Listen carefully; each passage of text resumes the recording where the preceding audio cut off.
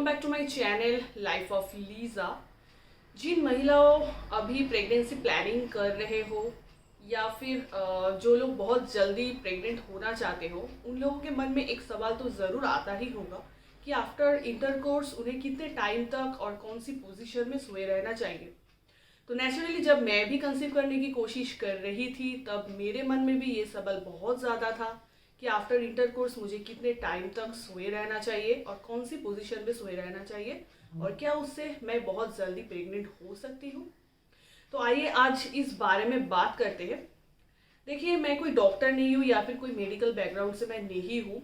मुझे बस जो जो सवाल मन में आते थे, मेरे जो गाइनोलॉजिस्ट है मैं उनसे डायरेक्टली वो पूछती थी या तो फिर मैं घर पे आके गूगल पे सर्च करती थी। बहुत सारे डॉक्टर्स के वीडियो मैं देखती थी, रिसर्च वगैरह करती थी और उसी से मुझे जो जो पता चला है, जो जो इन्फॉर्मेशन मुझे मिला है और मेरा जो भी पर्सनल एक्सपीरियंस है, वही सारे डिटेल्स मैं आज इस वीडियो में आप लोगों के साथ शेयर करने वाली हूँ।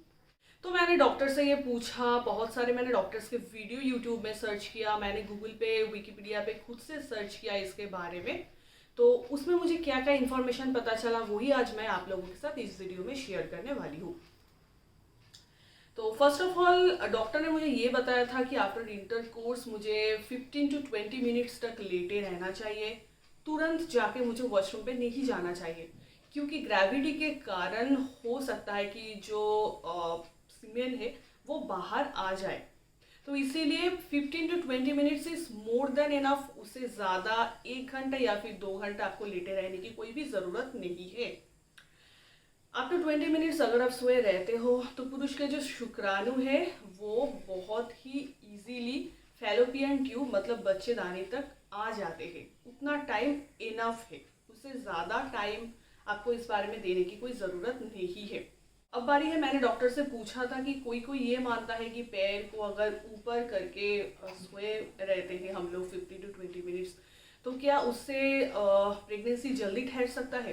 तो डॉक्टर ने मुझे एक्चुअली इस बारे में बिल्कुल भी मना किया था। डॉक्टर ने मुझे बताया था कि आप किसी भी पोजीशन में कंफर्टेबल हो सोने के लिए आप वही पोजीशन में सोए रहो।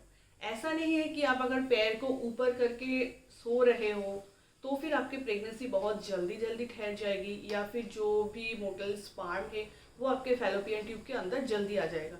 ऐसा नहीं होता है क्योंकि अगर आप पैर ऊपर करके सोए भी रहोगे तो जो आपका जो पेल्विक एरिया है वैसा नहीं है कि उसका स्ट्रक्चर बदल जाता है, वो जैसा था वैसा ही रहता है। ऐसा नहीं है कि फैलोपियन ट्यूब्स में बहुत जल्दी जल्दी स्पर्म आ जाता है अगर आप पैर को ऊपर करके सोए रहते हो। जिस भी पोजीशन में आप कंफर्टेबल हो लेटे रहने के लिए आप वो ही पोजीशन पे लेटे रहो after intercourse up to 15 to 20 minute. अब बात करती हूँ मेरी तरह बहुत सारे महिलाओं के ये भी सवाल रहता है कि उन लोगों को लगता है कि आफ्टर इंटरकोर्स सारे लिक्विड तो बाहर ही आ गए, तो हम लोग कैसे कंसीव कर सकते हैं। इस बारे में भी मैंने रिसर्च किया था तो मुझे जितना पता चला था कि जो सीमेन होता है उसमें मोस्टली 90% लिक्विड होता है। 90% वहाँ से लिक्विड रिलीज होता है। जो 10% होता है वो होता है स्पर्म, मोटाइल स्पर्म, जो कि खुद से फैलोपियन ट्यूब के अंदर जा सकते हैं क्योंकि वो मोटाइल स्पर्म होता है।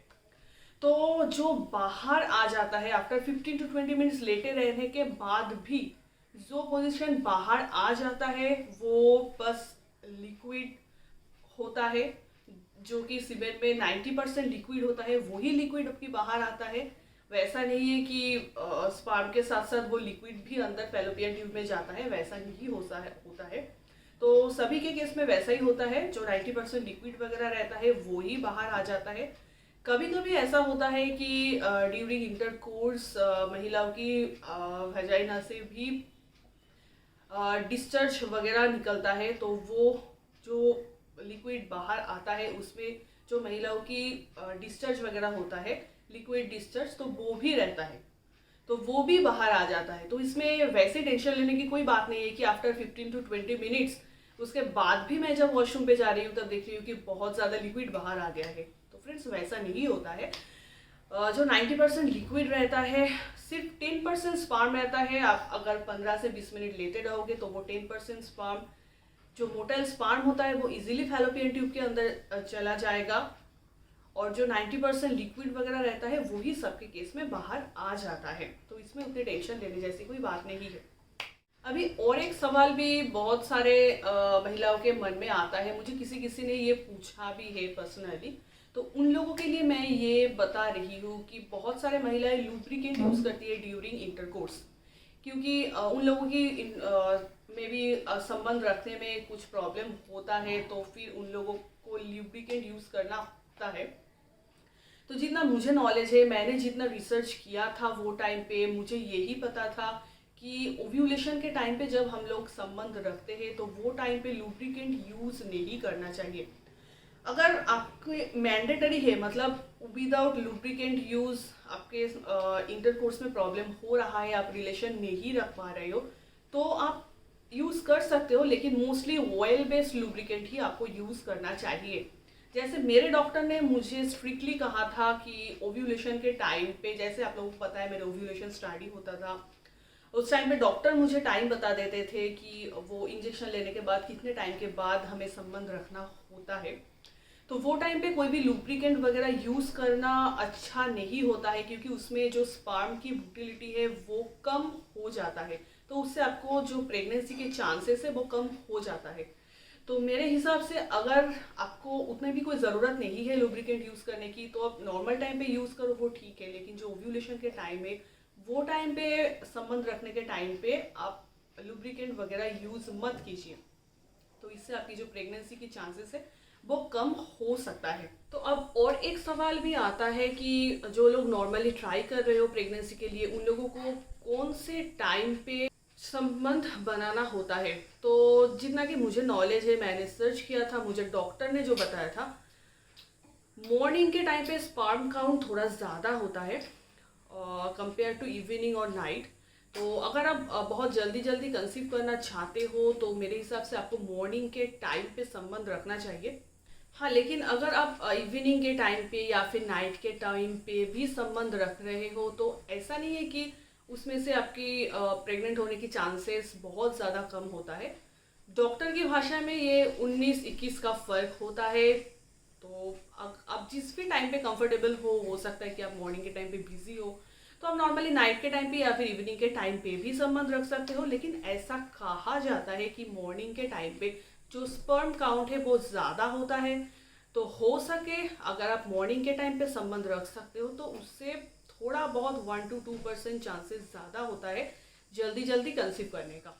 तो आई होप कि इस रिलेटेड आप लोगों को जो जो क्वेरी था, जो जो मन में सवाल था, जो कि एक टाइम पे मेरे मन में भी वैसा कुछ बहुत ज़्यादा सवाल आता था, तो उन सवालों का, सारे सवालों का जवाब आप लोगों को इस वीडियो में मिल गया होगा।